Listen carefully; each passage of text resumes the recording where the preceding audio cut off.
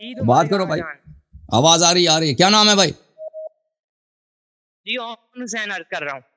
اون حسین. کہاں سے کال فرمایا آپ نے؟ جی شیخو پورہ سے کال کیا تھا. شیخو پورہ میں کیا ہو رہا ہے بھائی؟ جی سر شیخو پورہ میں گرمی بہت پڑ رہی ہے یہاں آج اللہ آپ کو 45 کی ڈگری. سلامتی دے، عزت دے. ٹھیک ہے نا بھائی؟ حکم کریں. جی سر میں یہی غدیر کے ٹاپک پہ آپ سے تھوڑی بات کرنا چاہتا ہوں کہ یہاں پہ آپ نے جو تقاریر کی ہیں اس میں بہت آپ نے ڈیٹیل سے بیان کیا ہے، لیکن ظاہر سی بات ہے جو مخالفین ہیں، جو جماعت عمری ہیں، وہ شبہات تو ان کے چلتے رہتے ہیں اور وہ تو ان کے ختم نہیں ہوتے. تو اس کے بارے میں تھوڑا سا میں چاہتا ہوں ڈسکس کر لیں کہ مولا کے جو یہ مختلف معنی ہیں ان پہ یہ آ جاتے ہیں یار کہ مولا کتنے معنی. اس میں آپ نے ایکسپلین کیا تھا کہ اتنے معنی ہیں، اس میں زیادہ تر تو ہو ہی نہیں سکتے. مطلب چچا ہو گیا، کزن ہو گیا، اس کی سینس ہی نہیں بنتی. جو دو بہت کہہ لیں گے کرٹیکل معنی بنتے ہیں جس پہ وہ لانے کی کوشش کرتے ہیں، وہ ایک تو ہے محبوب. محبوب کا آپ نے بتایا تھا کہ محبوب کا معنی مولا کے مطلب میں آتا ہی نہیں ہے.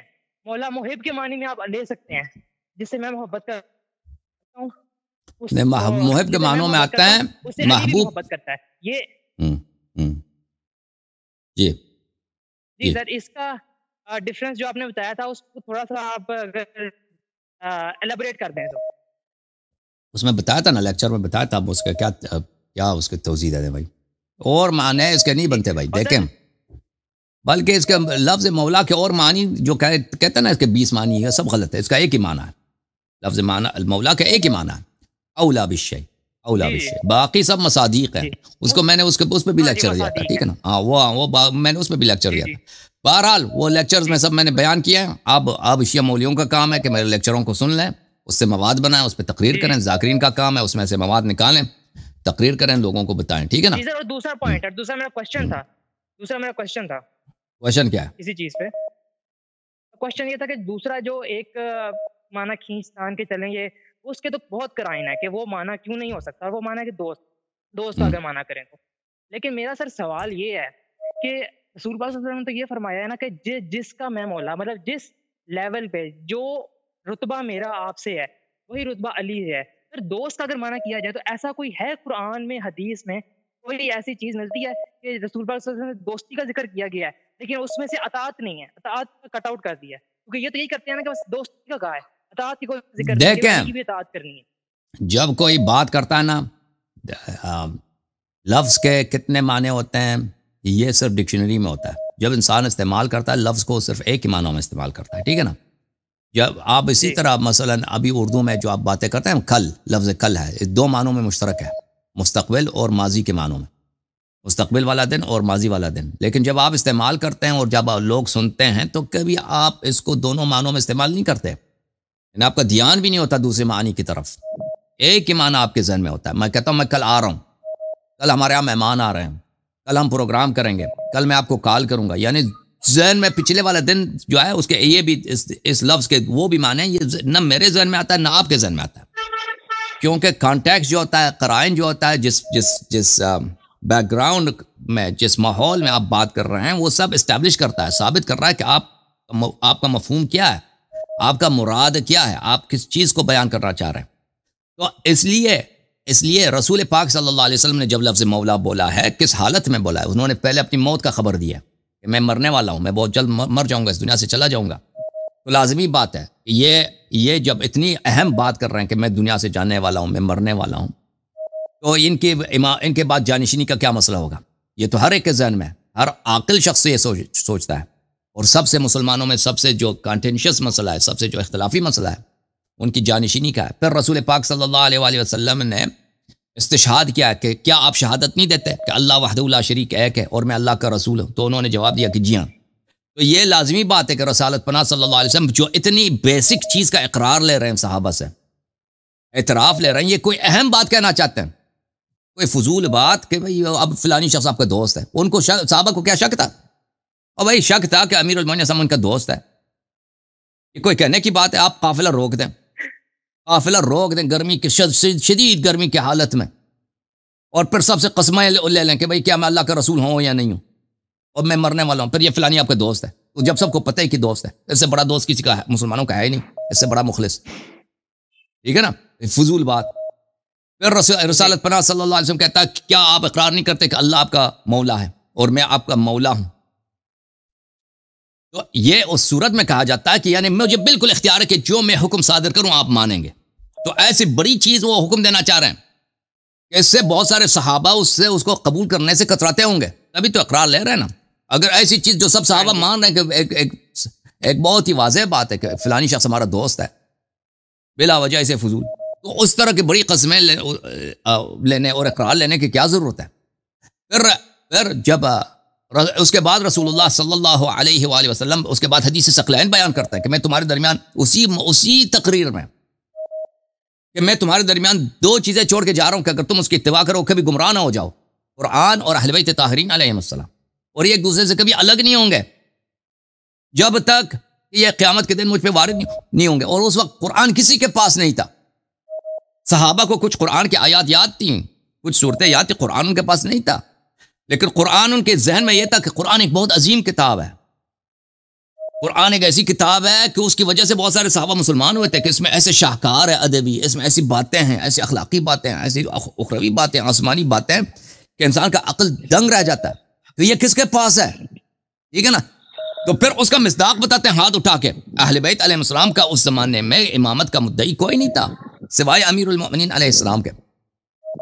من کنتو مولا, یہ سب بہت ثابت کر رہے ہیں. اس کے علاوہ بھی وہ سارا قرآن ہے کہ ثابت کر لیتا ہے کہ مولا کا کیا مطلب ہے. جیسے میں کہتا ہوں نا میں کل آپ کے پاس آؤں گا, آپ کو ذہن میں شک بھی نہیں ہے کہ میں مستقبل والے اگلے والے دن کل کی بات کر رہا ہوں, میں پچھلے والے دن کی بات نہیں کر رہا ہوں کہ میں کہتا ہوں کل آؤں گا.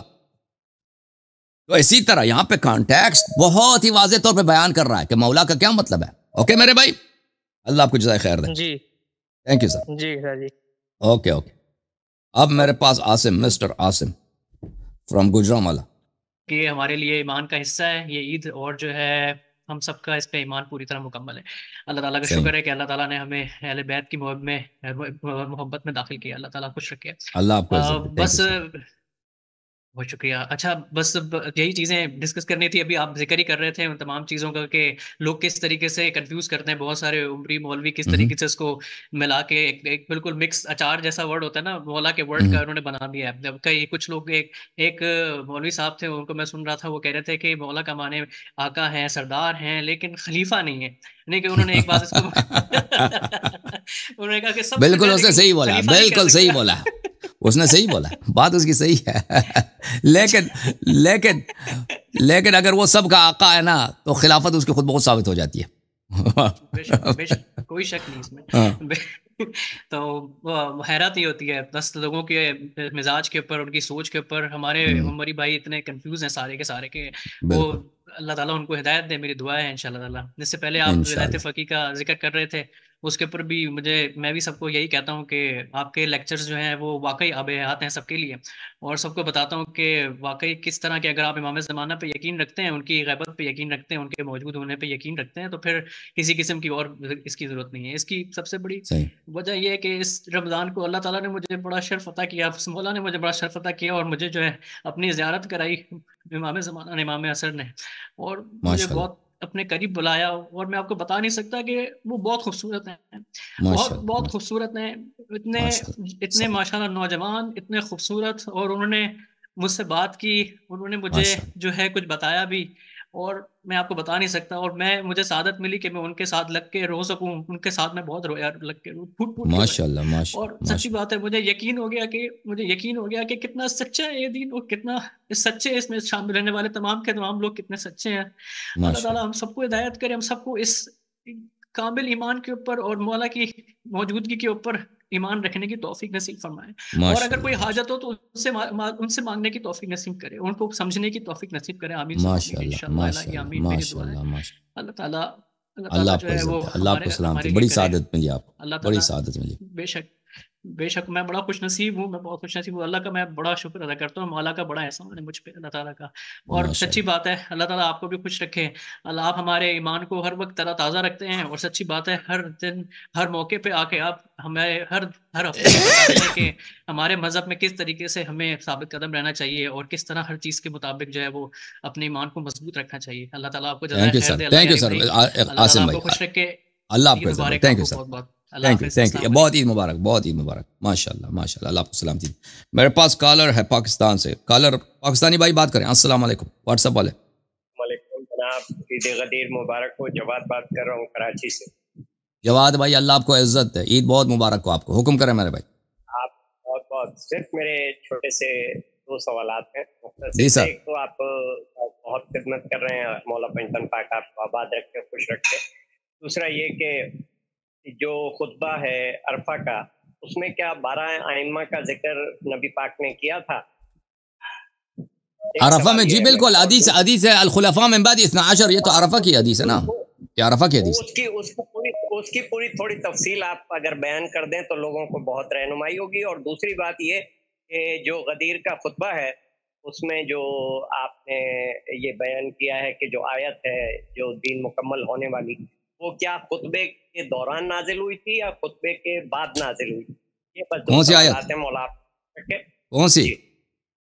جی دین مکمل ہونے کے آج لکم دینکم ولی دین. ہاں وہ دو دفعہ نازل ہوئی نا. ایک دفعہ نازل ہوئی ہے عرفہ میں, اس سے پہلے کہ جب اللہ نے حکم دیا کہ تم امیر المومنین علیہ السلام کی ولایت کا اعلان کرو, تو اسی وقت جب یہ اللہ امیر المومنین علیہ السلام ہی کی وجہ سے کہ اللہ نے ان کی ولایت کا حکم دے دیا تو دین وہاں پہ ہوا کہ الیوم اکملت لکم دینکم, لیکن اس کو پڑھنے کی اجازت نہیں تھی لوگوں کو سنانے کی. پھر جب اعلان کیا تو دوبارہ یہ آیت نازل ہوئی ہے غدیر میں. اوکے, اللہ آپ کو جزائے خیر دے. بس وہ خطبے والا تھوڑا سا تفصیل خطبہ والا بھی دکھا دیتا ہوں, خطبہ والا بھی دکھا دیتا ہوں. تھینک یو سر, اللہ آپ کو جزائے خیر دے. تھینک یو, بہت مہربانی. اچھا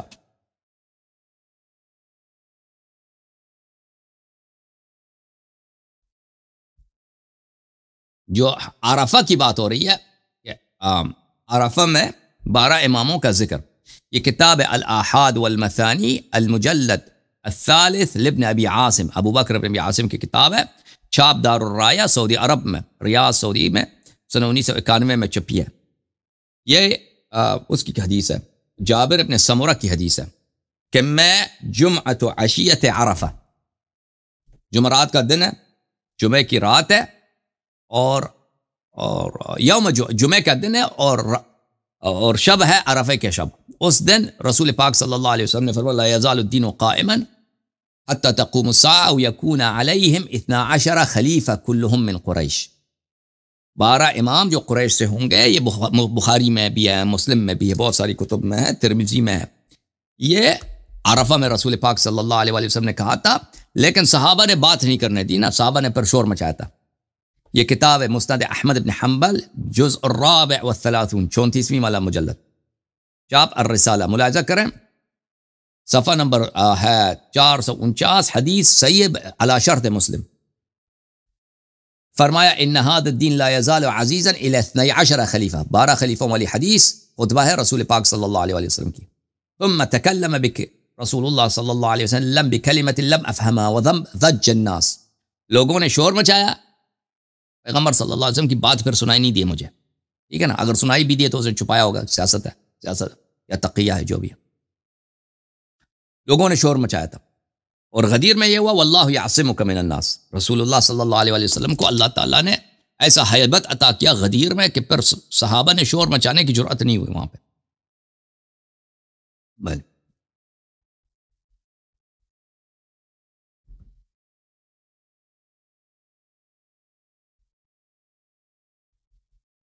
یہ کتاب ہے صحیح مسلم, چاپ دار الفکر, یہاں پہ کتاب الامارہ. ملاحظہ کریں یہ حدیث نمبر ہے 4604. رسول اللہ صلی اللہ علیہ وآلہ وسلم نے 12 خلیفہ کے خطبے میں فقال کلمۃ سمنیہ الناس, رسول پاک صلی اللہ علیہ وآلہ وسلم نے کچھ الفاظ بولے, لیکن لوگوں نے شور مچایا. میں بالکل کیا ہو گیا, میں بالکل بہرا ہو گیا. اتنا شور مچایا کہ میں بالکل لوگوں کی, صحابہ کی شور کی وجہ سے, صحابہ نے شور مچانا شروع کیا کہ 12 امام وغیرہ کیا, تو ان کی شور کی وجہ سے میں بہرا ہو گیا, مجھے کچھ نہیں سنائی دیا. میں نے والد سے پوچھا کہ والد صاحب یہ کیا, انہوں نے کیا فرمایا, رسول صلی اللہ علیہ وسلم نے کیا فرمایا, تو انہوں نے کہا یہ کہتے ہیں کہ وہ قریش سے ہوں گے. پیغمبر نے فرمایا کہ وہ قریش سے ہوں گے. باقی صحابہ نے شور مچایا. ٹھیک ہے, یہ جماعت عمریہ کے حدیث. اچھا ہون ساڈے کول کالر ہے جی سید عنایت بخاری.